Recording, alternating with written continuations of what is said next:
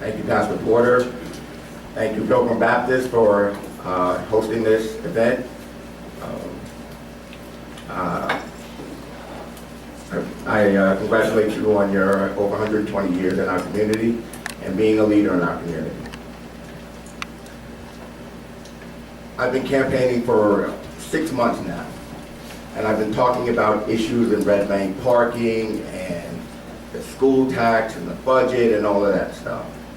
But what I've been dying to tell people is what the community means to me and how I have grown being a part of this community.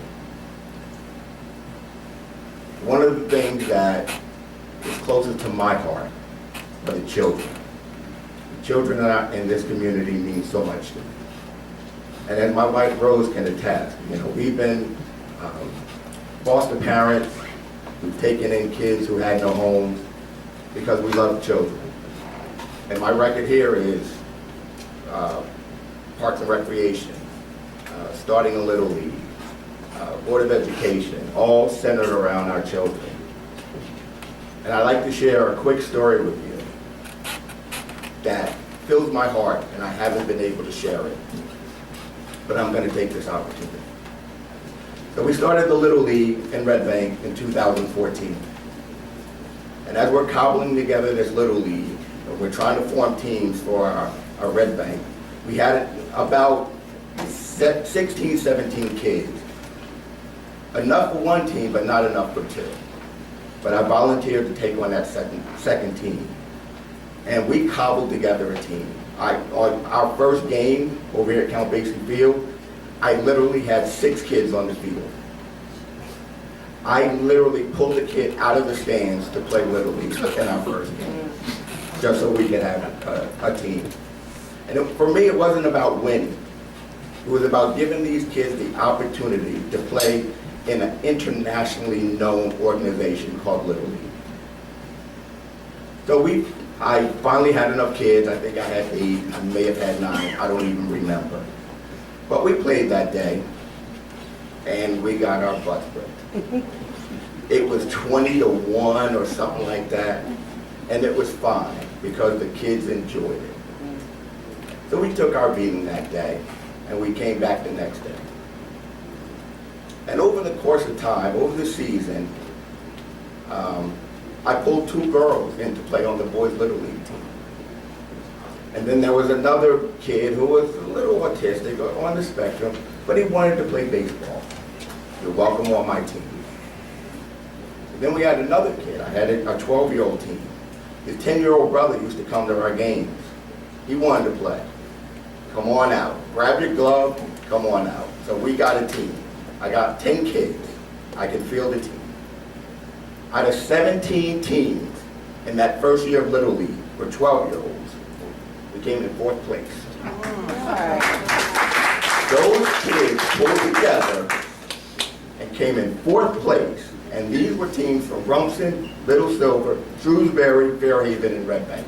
17 that came in 4th. So we're riding high. We're feeling good about ourselves. Playoff time's coming. First playoff game. Count Basie Field. Game must have started at 2 o'clock. That was game time. It's 2 o'clock. I have 7 kids. 7 kids show up. And I'm frantically calling around, where are these other kids? So I finally get another kid. I have 8. I have 8 kids. The other team that we're playing from Rumson offered to give me a kid so we could play the game. I said no. I said no. Still calling and calling. The other coach from Red Bank offered to send over a kid. I said no. Because those weren't the rules. See, during the season, you could pull a player off another team or out of the stands or whatever. But now it's playoff time, and you got to play by the rules. You got to have 9 kids, and 9 kids that are on your team. 9th kid never showed up. We forfeited that game. And when I had to go back in that dugout and tell those kids that we can't play, after all the hard work you did, it broke my heart. But the lesson I told them is, you play by the rules. We could have cheated, and we probably would have beat that team and moved on. But that wasn't the right thing to do. It wasn't the right lesson to teach those kids that you cheat to get where you need to be. And I'm proud of that one. It's one of the proudest moments I have had as being a community member in Red Bank. I hope those kids took that lesson with them and will take it through life with them, that you don't cheat, you play by the rules.